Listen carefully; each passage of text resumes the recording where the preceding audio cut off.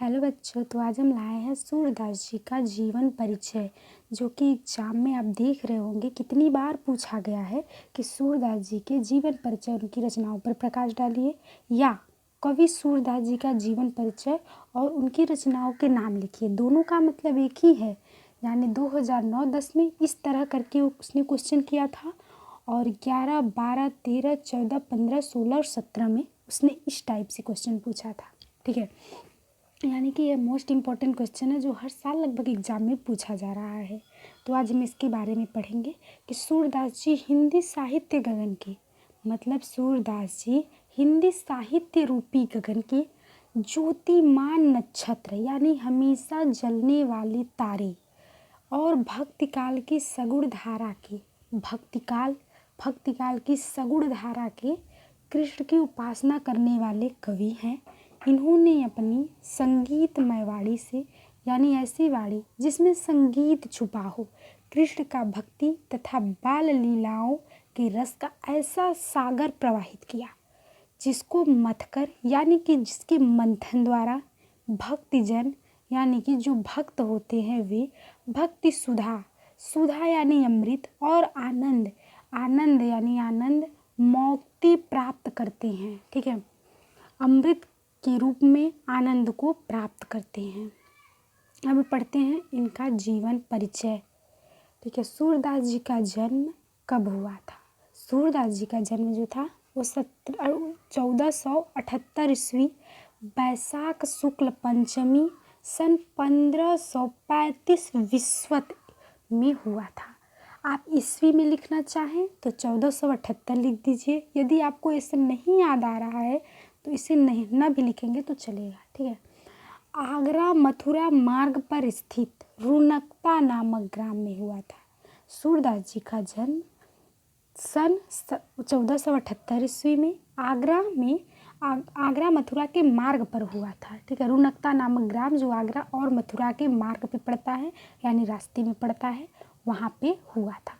फिर से देखते हैं, सूरदास जी का जन्म 1478 ईस्वी में आगरा मथुरा के रास्ते पर स्थित एक गांव था जिसका नाम था रुनकता, वहाँ पर हुआ था। कुछ विद्वान दिल्ली के निकट सिही ग्राम को भी इनका जन्म स्थान मानते हैं। कुछ विद्वानों का मानना है कि इनका जन्म दिल्ली के निकट एक सिही ग्राम है, वहाँ पे हुआ था। और सूरदास जो थे वो जन्म से अंधे थे। ठीक है, जन्मांध थे, यानी कि जन्म से अंधे थे, उनको कुछ भी दिखाई नहीं देता था। इस विषय में भी विद्वानों में मतभेद है, और विद्वान जो थे उनका इस विषय में भी मतभेद है कि वे जन्म से अंधे थे या जन्म से अंधे नहीं थे।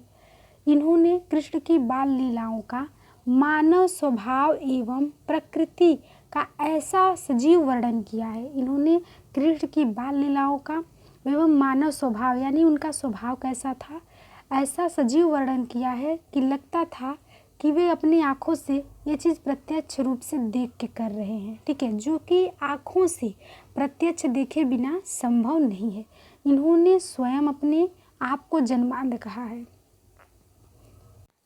यानी कि इन्होंने अपने आप को स्वयं बताया कि भाई मैं जन्म से जो हूँ अंधा हूँ। ठीक है, ऐसा इन्होंने आत्मग्लानिवश लाक्षणिक रूप में अथवा ज्ञान चक्षुओं के अभाव के लिए भी कहा हो सकता है। ठीक है, इसका मतलब ये है कि इन्होंने ऐसा इसलिए भी कहा होगा कि सब सोचेंगे भाई कि ये जन्म से अंधे थे, मगर इन्होंने ऐसा वर्णन आँखों से बिना देखे हुए भी कहा, या फिर ये जो है एक ज्ञानी व्यक्ति है।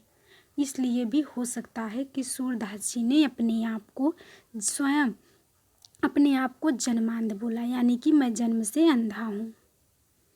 सूरदास जी की रुचि बचपन से ही भगवत भक्ति के गायन में थी। मतलब कि जो सूरदास जी थे उनकी रुचि बचपन से ही भक्ति गायन में थी, यानी कि वो भगवान की भक्ति, भगवान की गाथा करने में बहुत रुचि रखते थे। इनसे भक्ति का एक पद सुनकर पुष्टि मार्ग के संस्थापक महाप्रभु वल्लभाचार्य ने इन्हें अपना शिष्य बना लिया। इनके मुख से, ठीक है, भक्ति का एक पद को सुनकर जो वल्लभाचार्य थे इन्होंने इनको अपना शिष्य बना लिया, यानी कि इनका जो गाथा था, इनका जो पद था, उनको मुक्ति मोहित कर लिया। ठीक है। और श्रीनाथ जी के मंदिर में कीर्तन का भार सौंप दिया। वल्लभाचार्य ने श्रीनाथ जी के मंदिर में इनके जब उन्होंने पद को सुना तो इनको श्रीनाथ जी के मंदिर में कीर्तन का भार सौंप दिया, अर्थात उनसे बोला कि आज से आप श्रीनाथ जी के मंदिर में कीर्तन करेंगे। श्री वल्लभाचार्य के पुत्र विट्ठल ने अष्टछाप नाम से 8 कृष्ण भक्त कवियों को जो संगठन किया था। ठीक है। उन्होंने जो वल्लभाचार्य के पुत्र विट्ठलनाथ थे, उन्होंने क्या किया था कि अष्टछाप से एक समूह बनाया जिसमें कृष्ण भक्त थे। ठीक है। कई कृष्ण भक्त थे, यानी 8 कृष्ण भक्त थे। उनमें इनका नाम भी दिया और इनमें जो सूरदास जी थे वो सर्वश्रेष्ठ कवि थे, यानी इनका जो स्थान था वो सर्वश्रेष्ठ था। वे गऊ घाट पर रहकर जीवन पर्यंत कृष्ण की लीलाओं का गायन करते रहे। जो गऊ घाट था, जहाँ पे श्रीनाथ जी का मंदिर था, वहाँ पर रहकर इन्होंने जीवन पर्यंत पूरे जीवन कृष्ण की लीलाओं का गायन करते रहे, सबको उनकी गाथा सुनाते रहे। सूरदास जी का गोलोकवास यानी जहाँ पे कृष्ण रहते हैं। ठीक है। गोलोकवास यानी कि मृत्यु सन 1583 ईस्वी में, सम्मत से देखें तो 1640 बिस्मत में गोसाई विट्ठलनाथ के सामने गोवर्धन की तलहटी के पारसीली नामक ग्राम में हुआ था। ये भी पूछ सकता है कि सूरदास जी का मृत्यु कहाँ हुआ था, तो वो हुआ था पारसोली नामक ग्राम में। खंजन नयन रूप रस माते पद का गान करते हुए इन्होंने अपने भौतिक शरीर का त्याग कर दिया। भौतिक शरीर यानी कि शरीर, आत्मा से नहीं। ठीक है। खंजन नयन रूप रस बाते, यह वाला जो पद था, इसका गान करते हुए इन्होंने अपना शरीर त्याग दिया। इनकी कृतियाँ और रचनाएं हैं। महाकवि सूरदास की अग्रलिखित 3 रचनाएं ही उपलब्ध हैं। पहला है सुरसागर। सुरसागर को देखते, श्रीमद् भागवत के आधार पर रचित सुरसागर के 1.25 लाख पदों में से अब लगभग 10,000 पद ही उपलब्ध बताए जाते हैं। श्रीमद् भागवत के आधार पर यानी श्रीमद् भागवत के आधार पर रचित सुरसागर है। ठीक है। आप यहाँ से एक क्वेश्चन ये भी तैयार कर सकते हैं कि सुरसागर जो है श्रीमद् भागवत के आधार पर रचित है। ठीक है। और इसमें 10,000 पद ही अब उपलब्ध हैं, और उसके पहले तो 1.25 लाख पद उन्होंने उसमें लिखा था, जिनमें कृष्ण की बाल लीलाओं, गोपा प्रेम, गोपी विरह, उद्धव गोपी संवाद का बड़ा मनोवैज्ञानिक और सरस वर्णन है।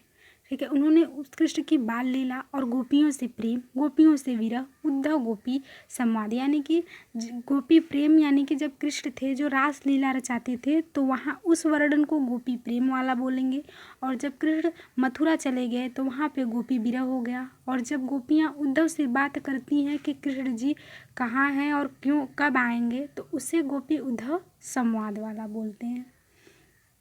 तो उसका वर्णन उन्होंने सुरसागर में किया है। संपूर्ण सुरसागर एक गीत काव्य है, यानी एक गीत के रूप में रचित काव्य है। इसके पद तन्मयता के साथ गाए जाते हैं तथा यही ग्रंथ सूरदास की कृति का स्तंभ है। यानी कि सूरदास जी का जो इतना कृति, इतना यश फैला है, उसका स्तंभ क्या है, उसका जड़ क्या है, यानी सुरसागर। सुरसागर उनका रचित सबसे प्रसिद्ध ग्रंथ है। दूसरा था सुरसरावली। तो इसमें इन्होंने 1107 पद लिखे हैं। यह सुरसागर का सार भाग है, यानी कि छोटा सा भाग है सुरसरावली। और तीसरा है साहित्य लहरी। इसमें 118 दृष्टकुत पदों का संग्रह है, यानी कि इन्होंने उसको संग्रहित किया। इस ग्रंथ में किसी एक विषय की विवेचना नहीं हुई है। उन्होंने इसमें मुख्य रूप से नायिकाओं एवं अलंकारों की विवेचना की है। इसमें कहीं कहीं पर श्री कृष्ण की बाल लीलाओं का वर्णन हुआ है, तो एकाध स्थलों पर महाभारत की कथाओं के अंशों की झलक भी मिलती है। अब देखते हैं कि साहित्य में इनका स्थान क्या है। तो भक्त कवि सूरदास का हिंदी साहित्य काश में सूर्य के समान ही है। इनका स्थान जो है यानी कि हिंदी साहित्य काश में इनका स्थान सूर्य के समान है, जो हमेशा चमकता रहेगा और आज डूबेगा तो कल इसका उदय होना ही होना है। इसलिए कहा गया है कि सुर सुर तुलसी शशि उड़गन केशव दास, अब के काव खद्योत सम जह तह करत प्रकाश।